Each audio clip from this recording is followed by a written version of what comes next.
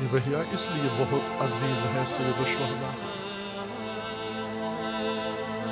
عزادار، اس کا اسوہ حضرت ابو الفضل العباس ہے، سیرت حسین ابن علی ہے، عزاداری مزاحمت ہے، ابو الفضل مزاحمت کا حصہ ہیں، مزاحمت کا رکن ہیں، مزاحمت کے لشکر کے سالار ہیں، سینہ سپر ہیں، مدافعت کے لیے اور مزاحمت کے لیے، پیکار کے لیے، رزم کے لیے۔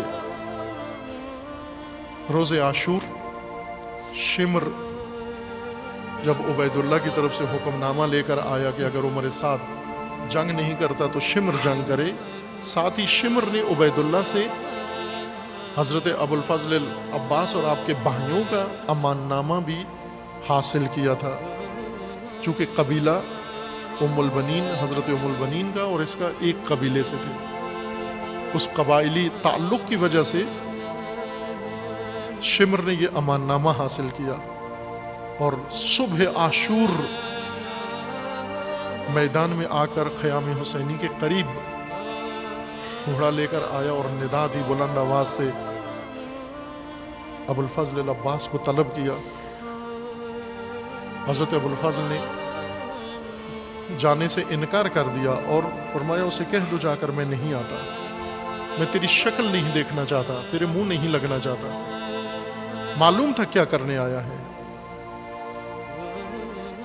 سید الشہداء علیہ السلام نے فرمایا، بھیا سے فرمایا کہ آپ جائیں سنیں تو صحیح کہتا کیا ہے، چونکہ حکم امام ہے لہذا چلے گئے، فرمان امام ہے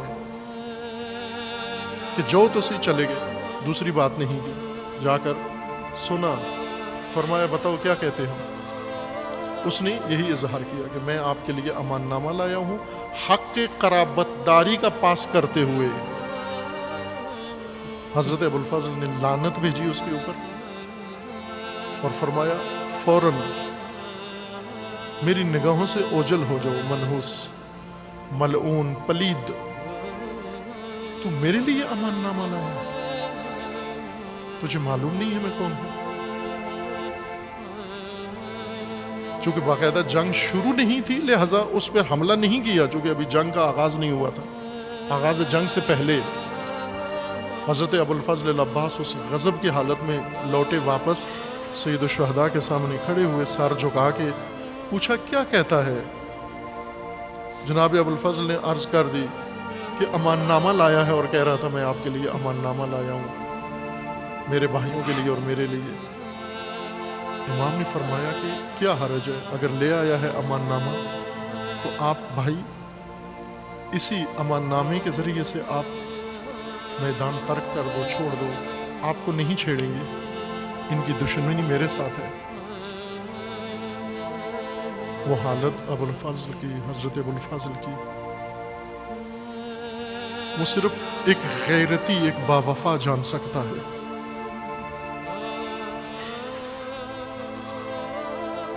اس وقت عرض کی تھی مولا ہمیں جب ماں نے مدینہ سے روانہ کیا تھا، علیحدہ بٹھا کر یہ عہد لیا تھا، عباس حسین کے ساتھ جا رہے ہوں، فاطمہ کی بیٹیوں کے پردوں کے محافظ بن کے جا رہے ہیں، مجھے فاطمہ زہرا کے سامنے شرمندہ نہ کرنا، اسے ایک وصیت کرتی ہوں، مجھے زہرا کے سامنے شرمندہ نہ کرنا۔ عباس ایسے نہ ہو کہ آپ زندہ ہوں حسین پہ کچھ آنچ آ جائے، آپ زندہ ہوں بی بی زینب کو کوئی تکلیف ہو جائے۔ فرمایا مولا میں اس عہد پر وفا پر باقی ہوں، آپ جو فرمان دیں سمعا و طاعتا۔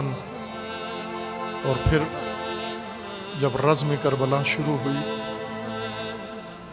حضرت ابو الفضل العباس نے سب سے پہلے آ کر اذن جہاد مانگا کہ مولا پہلے مجھے جانے دیں۔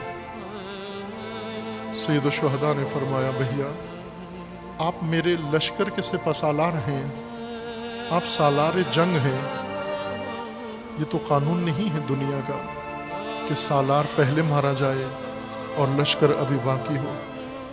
بھیا اس لشکر کو میدان میں بھیجنا ہے. یہ جنگ آپ نے لڑانی ہے. ادب سے جھکے، فرمان اطاعت کی، اور جب تک رن پڑتا رہا پہلے انصار کو روانہ فرماتے. تمام مجاہدین جو مقتل میں جاتے انہیں تیار کر کے حضرت ابوالفضل العباس بھیجتے. انہیں ضروری ہدایات دیتے، انہیں جنگ کے طریقے بتاتے، انہیں دفاع کے طریقے بتاتے، انہیں ہر صورتحال میں ممکنہ رد عمل کی رہنمائی فرماتے، چھوٹوں کو بڑوں کو. اور پھر ایک ایسا وقت آیا کربلا میں جب انصار حسین ابن علی سب شہید ہو گئے اور کوئی انصار میں سے زندہ نہیں رہا. اور پھر حضرت ابوالفضل العباس آئے اور آ کر اذن جہاد طلب کیا. امام نے فرمایا میرے سالار، وہ فوج کا حصہ باقی ہے جو تیرا زیادہ محتاج ہے. پہلے تو وہ فوج گئی ہے جو جنگ کر سکتی تھی. ابھی تو چھوٹے چھوٹے بچے، نوجوان بچے جنہوں نے زندگی میں کبھی تلوار و نیزہ نہیں اٹھایا، جنہوں نے کبھی جنگ کا رخ نہیں دیکھا، انہیں جنگ میں روانہ کرنا ابھی تو آپ کی ضرورت ہے. پھر اس کے بعد جا کر بنو ہاشم کو تیار کر کے بھیجنا شروع کیا. بعض راویوں نے لکھے ہیں حالات ہر جوان کے روانگی کے. جب حضرت قاسم کو روانہ کیا، جب اون و محمد کو روانہ کیا، چھوٹے چھوٹے بچوں کو جن کے قد کی کوئی ذرہ نہیں تھی، جن کے اندازے کا کوئی نیزہ نہیں تھا، جنہیں گھوڑے پہ ٹکنا مشکل تھا، جن کے سر کے اندازے کا کوئی جنگی خود نہیں تھا، جو تلوار کا وزن نہیں اٹھا سکتے تھے، ان سب کو تیار کر کے ان کی ماؤں کے اصرار پر، وہ مائیں اصرار کرتی تھیں کہ میرا جنگجو بھی بھیجا جائے، میری امانت بھی راہ خدا میں پیش کی جائے. روتے ہوئے حضرت ابوالفضل العباس اس لشکر بنو ہاشم کو روانہ کیا. عباس روانہ کرتے، حسین اٹھا کے مقتل میں گنج شہداء میں لاتے. اور پھر ایک وقت ایسا آیا اب کوئی ہاشمی بھی نہیں بچا، اب حسین ہیں اور عباس علمدار آگے بڑھے. روتے ہوئے حسین علیہ السلام کے چہرے کی طرف نگاہ کی. نگاہ نہیں اٹھاتے تھے، ادب تھا حضرت عباس کا.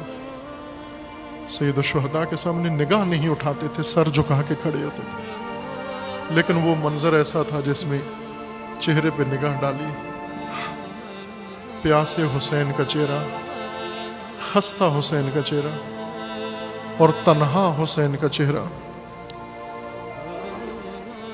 ابوالفضل العباس نے جب دیکھا، جھک کر زانو خم کر کے عرض کرنے لگے، مولا اب تو جان سینے میں نہیں ٹکتی،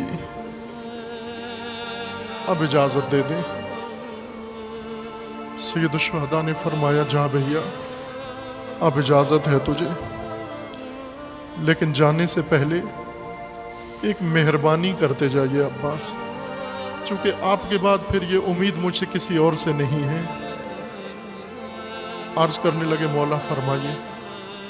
امام نے فرمایا میرے بھیا جنگ سے پہلے اگر ممکن ہو ایک دفعہ پھر پانی کی ایک کوشش تو کر لو، بچے بہت پیاسے ہیں، ظلم کی گرمی ہے.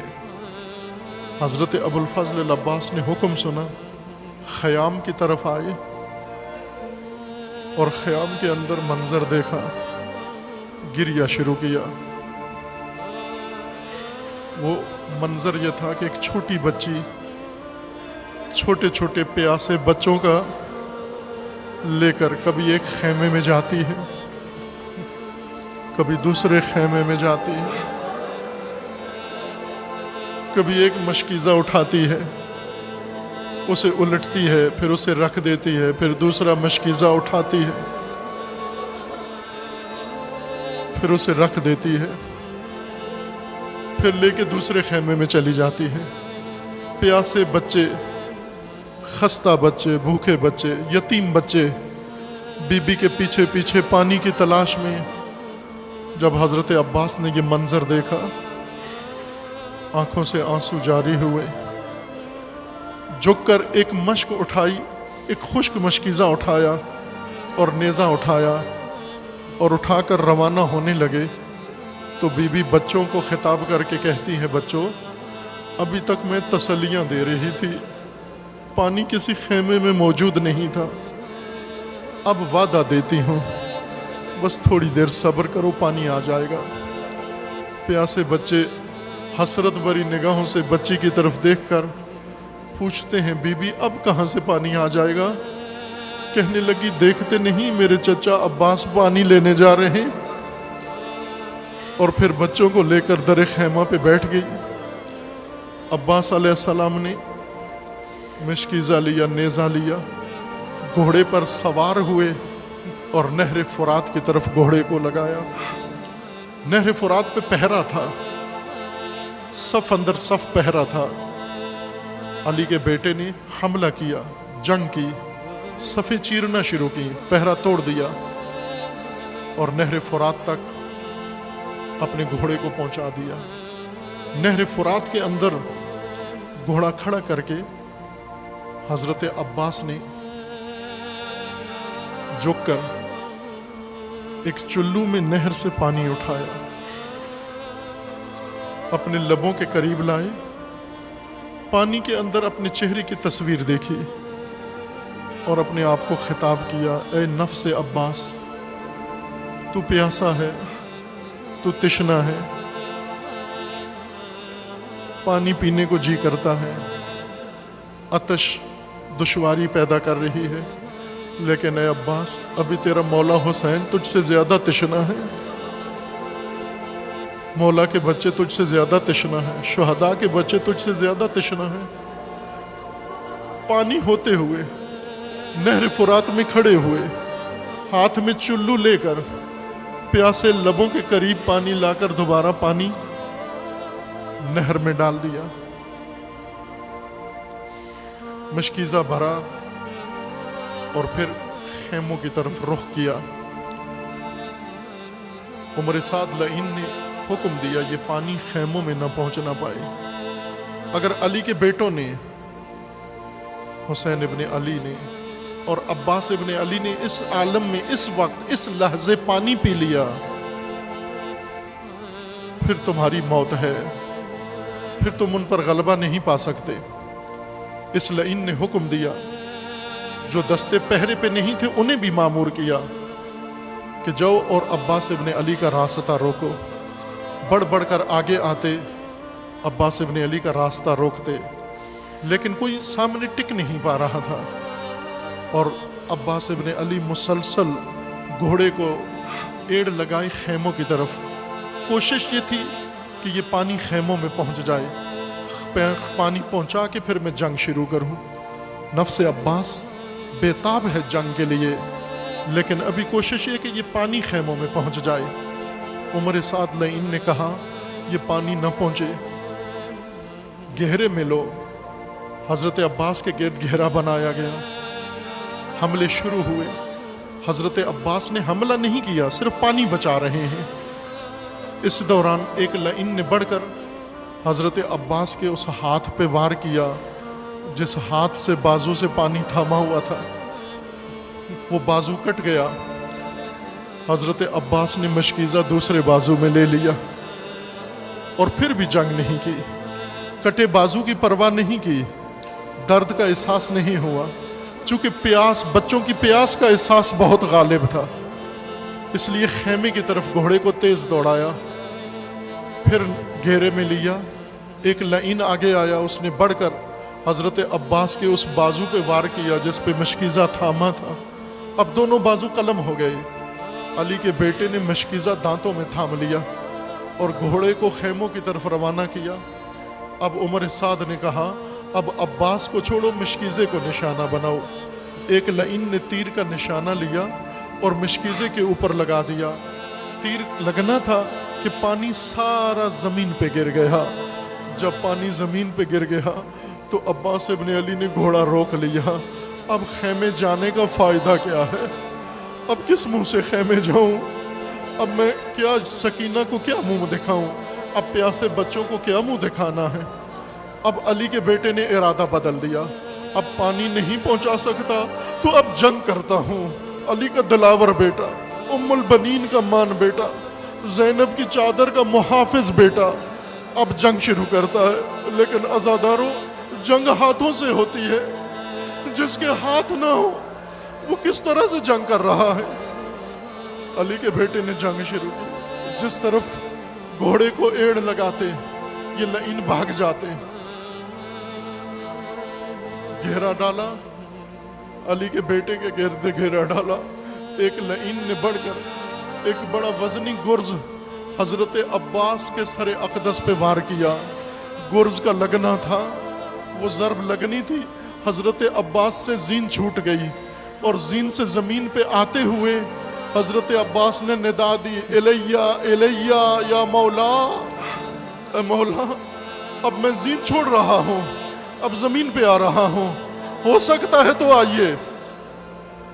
جب حسین علیہ السلام نے یہ ندا سنی، پہلی دفعہ لب حسین سے یہ الفاظ ادا ہوئے. حسین علیہ السلام نے اٹھنا چاہا، یہ ندا سن کر بھیا کی طرف آنا چاہا، لیکن فرمانے لگے، عباس اب تو میری کمر ٹوٹ گئی، عباس اب میری کمر ٹوٹ گئی، اب میں کیسے تجھ تک پہنچوں؟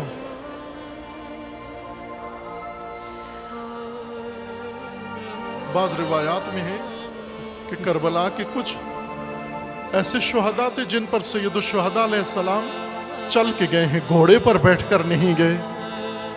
عباس علمدار کے جنازے کے اوپر بھیا کے پاس سید الشہداء خیمے سے چل کے مقتل تک گئے، فرات کے قریب گئے. جا کر دیکھا بھیا کے بازو قلم ہو چکے ہیں، سر پہ گرز لگا ہے، گرز نے سر کو شکافتہ کر دیا ہے. شکاف سر سے، زخم سر سے خون بہتا ہوا آنکھوں میں بھر گیا ہے. حسین علیہ السلام نے بھیا کا زخمی سر اپنے زانوں میں رکھا اور اپنے ہاتھوں سے بھیا کی آنکھوں سے خون صاف کیا، اور ساتھ ساتھ فرما بھی رہے ہیں، عباس مجھے معلوم ہے بہت تکلیف ہو رہی ہے میرے بھیا، مجھے معلوم ہے بہت درد ہو رہا ہے. عباس میں ابھی کوشش کرتا ہوں آپ کو خیمے میں لے جاؤں، بہنوں کے پاس لے جاؤں. عباس جلدی بہنیں مرہم کریں گی میرے بھیا، سر کے اوپر مرہم رکھیں گی، میرے بھیا زخم ٹھیک ہو جائے گا.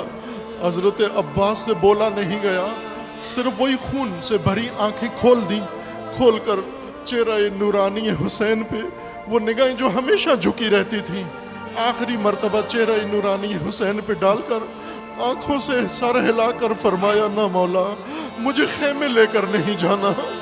ہر جنازہ، ہر لاش خیمے میں لے کر گئے، فرمایا مجھے خیمے لے کر نہیں جانا، کیونکہ جب میں آیا تھا تو میں بچوں کو وعدہ دے آیا تھا اور بچے در خیمہ پہ بیٹھ کر میرا انتظار کر رہے ہیں، اب میں کس طرح سے خیمے میں جاؤں؟ بھیا مجھے یہیں پہ رہنے دیں.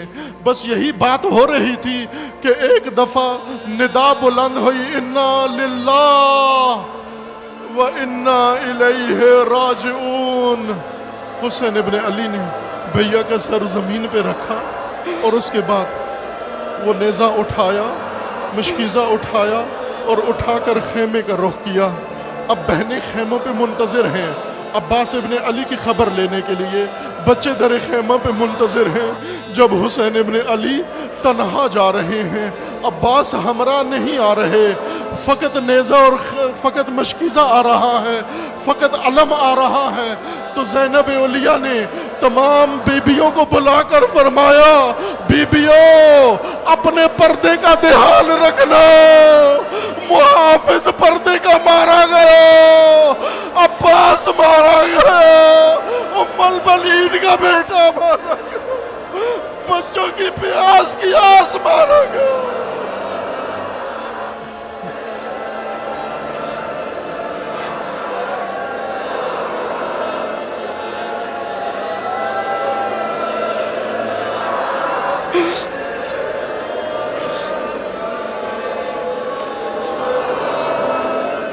ماتم حسین